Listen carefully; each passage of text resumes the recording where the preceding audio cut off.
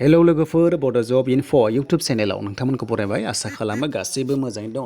स' लोगोफोर आं नोंथांमोननि गेजेराव दायो गोदान साख्रिनि आपडेट लाना फैदों। बेनो जाबाय आसाम ग्रामिन बिकास बेंकआव नोंथांमोना एप्लाइखौ खालामनो हागोन। हौवासाफोर हिन्जावसाफोर गासैबो एप्लाइखौ खालामनो हायो आरो भेकेन्सिया दङ 10,000 सामथिं दङ। दा लास्ट डेटआ 28 जुनाव थाहैगोन। नोंथांमोना अनलाइन एप्लाइखौ खालामनो हासिगोन। दा फै गोबाव खालामालासिनो अफिसियेल नटिफिकेसन नायनोसै। दा अफिसियेल वेबसाइटआव फैग्रोनोसै। दा अफिसियेल वेबसाइटआव फैयोब्ला नोंथांमोना बेयाव नायनो हागोन गासैबो डिटेल्सखौ।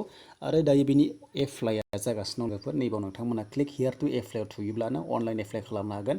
नाथाय फनाव नोंथांमोना एप्लाइखौ खालामनो हानाय नङा। नोंथांमोना पिसिआव बा लेपटपआव खालामबानो जाबाय। बेनिफ्राय नोंथांमोना एडभार्टाइजमेन्ट नायनोब्ला नैबाव दङ, बेयाव थुनानै जोङो नायनो हागोन। दा जों डाइरेक्ट नायनोसो फैदो अफिसियेल नटिफिकेसन गोबाव खालामालासिनो।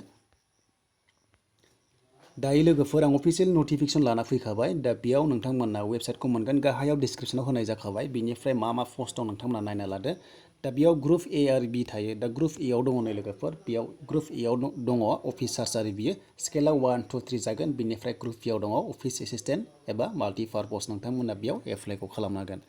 दा बेयाव एप्लाइ खालामनोबा बेसेबां फरायनांगौ आं गाहायाव होगासिनो दङ। दा बेनिफ्राय जों नायनोसो फैदो बेंकआ मा।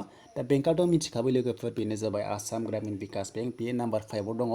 दा बेनिफ्राय एसामिस, बेंगलि, बड' नोंथांमोना लेंगुवेज रोंनाय जानांगोन आरो जिखुनु जाया मोनसे रोंबाबो जागोन लकेल लेंगुवेज। दा बे नोंथांमोना टेनसन लानो रोंखायो, बड'आनो सोलिगोन।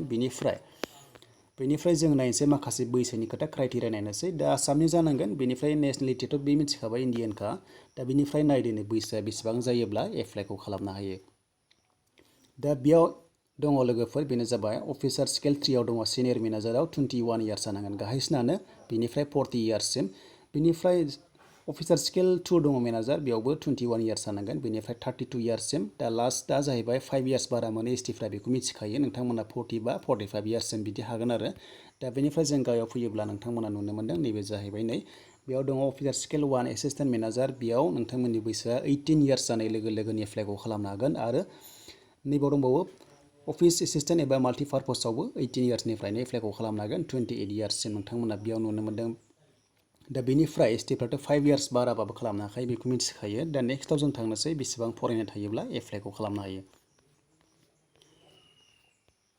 दा लोगोफोर नोंथांमोना बिनि फुल डिटेल्स नायनोबा नोंथांमोना पिडि फाइलखौ डाउनलड खालामबानो जाबाय आरो गाहायाव दङ डिसक्रिपसनाव चेक खालामदो। बेनिफ्राय जों नायनोसै बेसेबां फरायनाय थायोब्ला जोंहा एप्लाइखौ खालामनो हागोन। बेयाव नायदो लोगोफोर क्वालिफिकेसन आरो एक्सपिरियेन्स बिनाय दङ बबेयावबा, नोंथांमोना नायना ला। दा फार्स्टआव जों नायनोसै जुदि नोंथांमोना बे अफिस एसिस्टेन्टआव एप्लाइ खालामोबा नोंथांमोना बेयाव बेचेलर डिग्रि पास खालामनाय जानांगोन। जिखुनु जाया डिग्रि पास, खुनु स्ट्रिमनि खोथा गैया। बेनिफ्राय पार्सेन्टनि खोथा गैया आरो एक्सपिरियेन्स नाङा। नोंथांमोना बेयाव नुनो मोनदों जेबो होआखै। बेनिफ्राय लकेल लेंगुवेज रोंनांगोन, जेरै बड'आथ' थाखाबाय नोंथांमोना रोंखायो।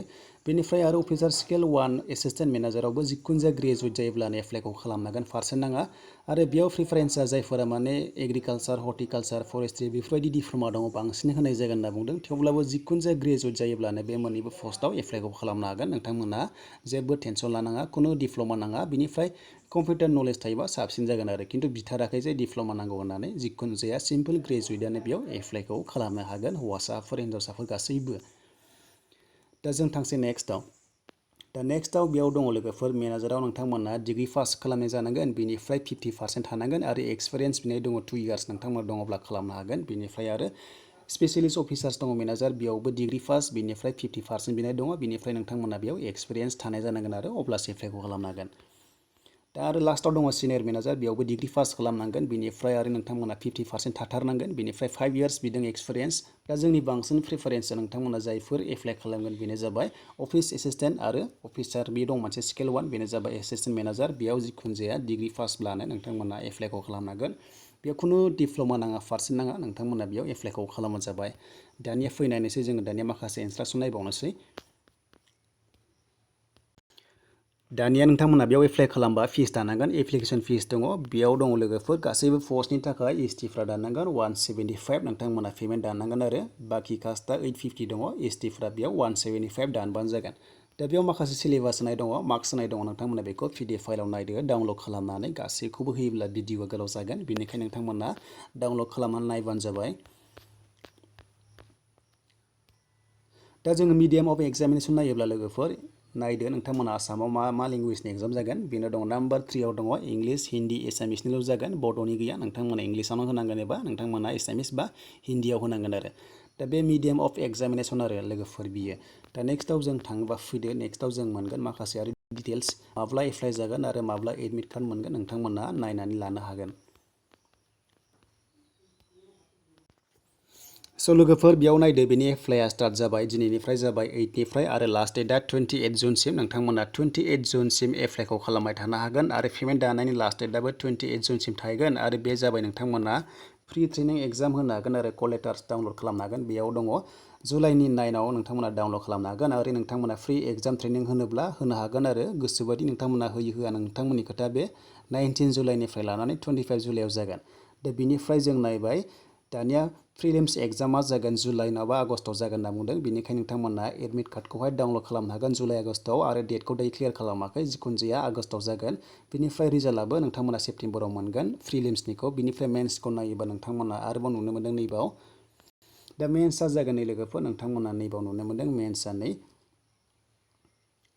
दा मेन्सनि नोंथांमोना बेयाव माखासे पस्ट लाइ पस्ट डाउनलड खालामनांगोन आरो एडमिट कार्डखौ बेयाव होनाय दङ दा मेन्सनि एग्जामा सेप्तेम्बर अक्ट'बरावनो जागोन नालाय लोगोफोर बेयाव होनाय दङ बिनिफ्राय नोंथांमोना बेयावनो डाउनलड खालामनो हागोन आरो सेप्तेम्बरावनो एडमिट कार्ड दा बिनिफ्राय जों नेक्स्टआव फैयोब्ला नोंथांमोना नै बेयाव दङ call letters for interview for officer scale 1 to 3 post लाइ पस्ट जागोन लोगोफोर अक्ट'बर नभेम्बराव नोंथांमोना डाउनलड खालामनो हागोन बिनिफ्राय इन्टारभिउआव जागोननो बेनो जाबाय अफिसार स्केलना 1 to 3 स्केलना बे जाबाय अक्ट'बराव जागोन आरो बिनिफ्राय नै पार्सनेल एलाउटमेन्ट नोंथांमोना नुनो मोनदों अफिसार स्केल 1 to 3 आरो अफिस एसिस्टेन्ट बे जानुवारियाव नोंथांमोनखौहाय एपइन्टमेन्ट होनाय जागोन आरो दा नोंथांमोना जायफोरनिखि बेयाव एप्लाइ खालामगोन नोंथांमोना अक्ट'बराव एग्जामखौ होनांगोन आरो मेन्स एग्जामखौ नोंथांमोना अक्ट'बराव होनो हागोन अक्ट'बर नङाबा नभेम्बराव होदों लोगोफोर डेटखौ फिक्स होआखै नोंथांमोना बेखौ फैबाय थानाय समावहाय मोनगोन आरो जेब्ला होगोन आं नोंथांमोननो आपडेटखौ होगोन